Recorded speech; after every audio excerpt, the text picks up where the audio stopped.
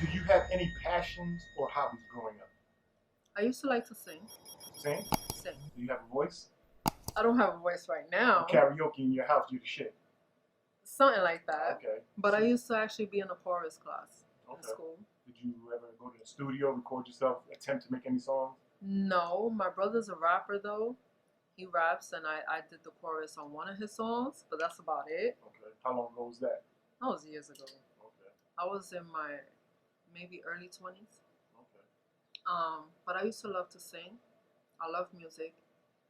And I like instruments. I used to play the violin when I was really young. Do you play that all now? No. Is that something you would try to pick up again? I would. What's stopping you? Work. Work is not an excuse. Life and work. If it's something that makes you feel good, there's never an excuse for that. You're absolutely right. You're right. I should think about that. You have children, right? I have two. It might be something they'd like to sit back and be like, wow, look at mom. Absolutely. But there's something about the violin I love so much. I hope you pick it up. All right. Tell me a funny story or situation involving you. A funny story.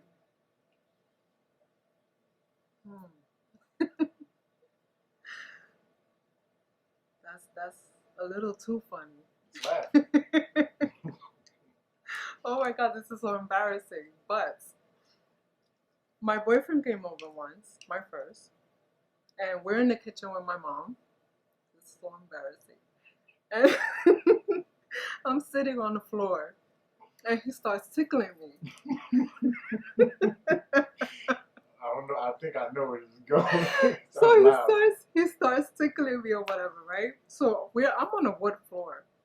So he comes, he starts tickling me, and I farted.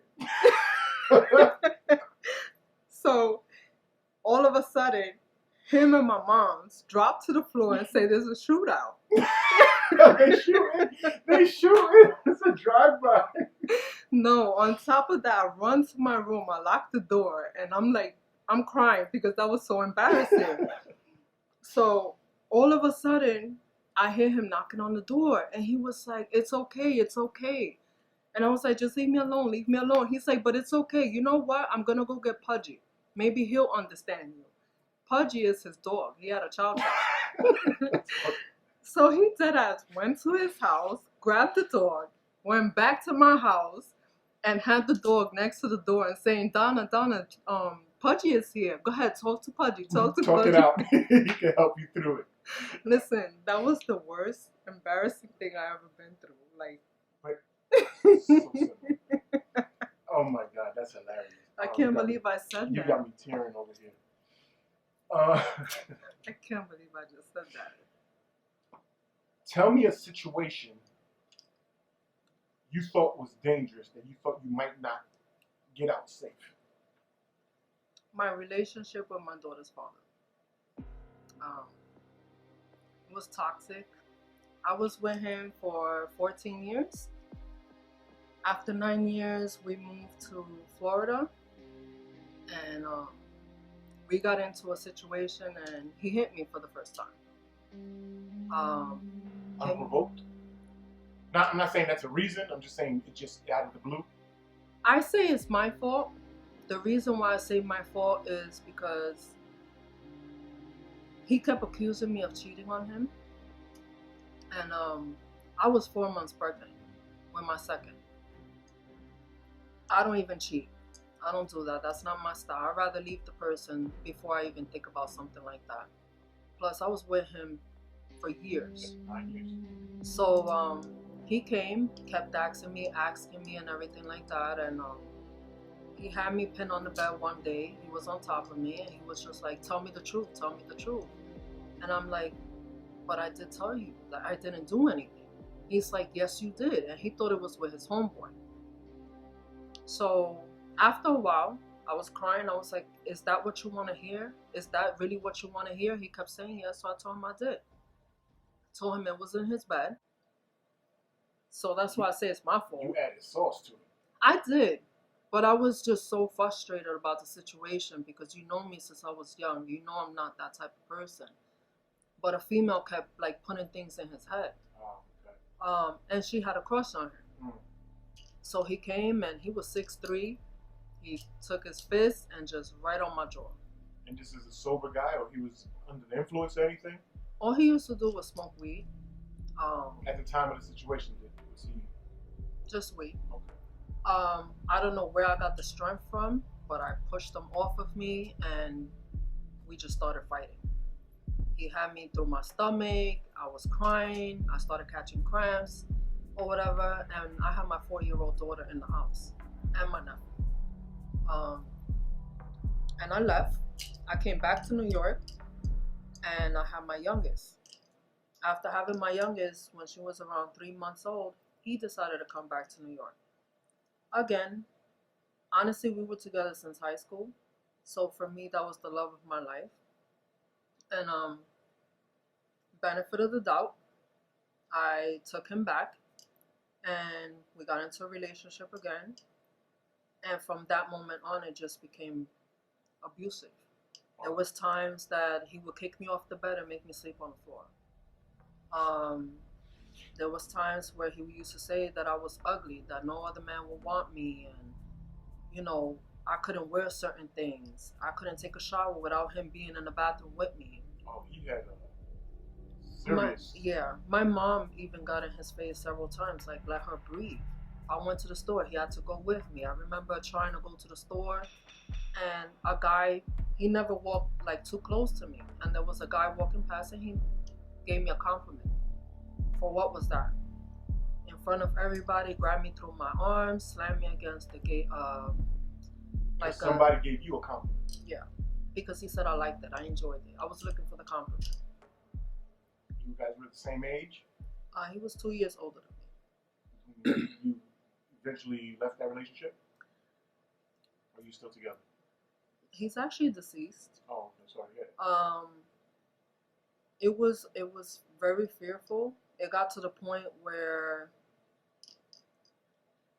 one day we're arguing. He asked me where I was going. I said, I'm going outside. I'm taking the baby out for a walk. And he's like, you're not going nowhere or anything like that. And I'm like, you can't. I'm going outside for a walk. I need to breathe. One thing led to another. He smacked me. I looked at him and I was like, you know what? You need to get out my house. So he's like, bitch, I ain't going nowhere. You belong to me and all this other stuff. And I kept telling him, like, you need to leave. And he's like, ain't nobody gonna want your bum ass bitch. Like, you a bum. Nobody's gonna want you. You're not, look how you look. He was trying to break you down. Exactly. So I stand there, took it, cried. I tried to grab my daughter. He came and smacked me again. But when he smacked me again, I went to the kitchen and I grabbed the knife. At this time, we was living with my mom. My mom asked me if I was okay. I told her, yeah. Put the knife under my shirt. Went back to the room. I pulled out the knife, locked the door, and I said, listen, you got 5 seconds to get the fuck out of my house. Like, I'm tired of you already. And he started laughing. He was like, what the fuck are you going to do with that? I'm like, but I need you to leave. Like, seriously, just leave me alone. You calling me all these names, so what are you here for? So he said, I ain't going nowhere because you're going to be with me till the day I die. I forgot what was it that he said, and I said he came and smacked me again. When he smacked me again, he was holding my daughter. I blanked. I took the knife and I stabbed him in his leg. My daughter fell, but luckily that he was next to the bed and she fell on the bed. He started yelling for my mother. Now, nobody knew what was going on between me and him because he always did things, behind closed doors. So everybody looked at me like, what are you doing? So he started calling my mother, saying, look what she did, look what she did.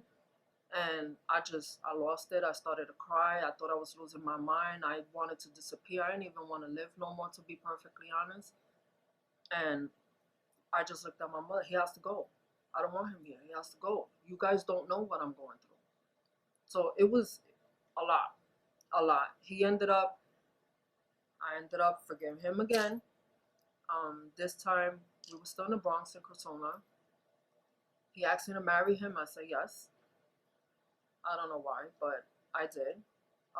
And the relationship just kept getting worse and worse and worse until one day I took all his stuff, threw it out, took the ring off, threw it out the window, and I was like, I can't no more. That's it. A moment of clarity. You know why? Because my daughter was looking this time. And because my daughter sat there and cried, that hurt. I didn't want my daughter to think it was okay for a man to treat a woman like that. And I couldn't. And he left. He went to Florida afterwards, and he started dating somebody over there, and we just stopped talking. I couldn't. I ended up really sick. I tried to get him to help my mom. He wanted to take my kids away from me. It was a lot. The person he was dating over there happened to cheat on him with one of his boys. And he came, went to the boy's house. It's actually on Google. You could Google it. He went to the boy's house, shot him, killed him, went back to his house, waited for his fiance, pistol whipped her. Then when she got back up, let her get a head start on running. Came and shot her, killed her. Mind you, they had a son. And the SWAT team surrounded his house. At that time, he's calling me, but I wasn't answering. I didn't want to answer the phone. And my sister-in-law kept calling me, and she was like, "You need to answer his call." And I was like, "Why is he calling me? After so long, why is he calling? I don't want nothing to do with him." She was like, "You don't understand. Like, there's a lot going on. Like, there's a SWAT team that's outside his house." I'm like, "Yo, stop playing." He kept calling me and calling me. All of a sudden, she calls me to tell me that he's dead. And I was like, that's what y'all doing so that I could talk to him? She was like, "I'm not lying. Go on the computer and go look at Florida, the news. The SWAT team, is surrounding his house and he just killed himself." I said, "What?" So apparently the SWAT team, when they threw tear gas in his house, he didn't want to get locked up. So he came and he shot himself. So my daughter, my youngest, was 6 at the time, and she's 18 right now. And this was when? Wow. I don't know if it was 2011. 2011. Wait.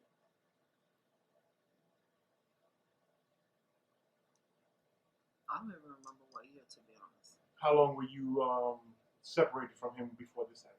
Oh, my daughter, my youngest was 2. So you were away physically? It was already 4 years that we were totally separated? Totally separated. And you got out of it obviously safe. Could have been a lot worse.